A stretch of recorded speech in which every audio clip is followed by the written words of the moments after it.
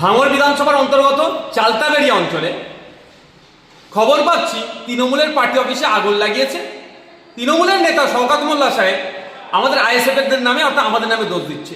এটা তো পুরাতন গল্প, এই ধরনের গল্প উনি অনেক আগে করে নিয়েছেন। এটা সুপরিকল্পিত আইএসএফের ছেলেদের নামে মিথ্যা মামলা দেওয়ার জন্য।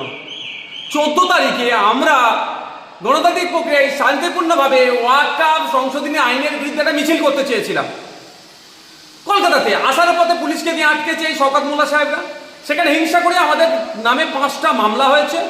5টা মামলাতে বিভিন্ন নেতৃত্বদের নামে মামলা দিয়েছে। এখন দেখছে আরও বাকি কার নামে দেওয়া যেতে পারে। সেই জন্য আমাদের দেখবেন এই এফআইআর করতে যদি করে অভিযোগ দেয় আইএসএফের ছেলেদের নামে ওকে। আর যদি সঠিক তদন্ত হয় দেখবেন শওকত মোল্লা এতে জড়িয়ে গেছে। তৃণমূল কংগ্রেসের আমি দায়িত্ব নিয়ে বলছি, যদি সঠিক তদন্ত হয় তৃণমূল কংগ্রেস আগুন লাগিয়ে আইএসএফের নামে দোষ দিচ্ছে।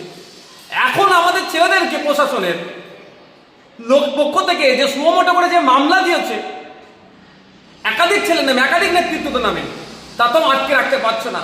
এই ধরনের ঘটনা এরা 2-4টে আরো হয়তো ঘটাতে পারে, আইএসএফের নামে দোষ দিতে পারে। তবে আমরাও দেখছি পুলিশ নিরপেক্ষ তদন্ত করুক। যে আগুন লেগেছে সত্যি যদি তাকে গ্রেফতার করা হয় দেখবেন, আমি অন ক্যামেরা বলছি, সে তৃণমূলের।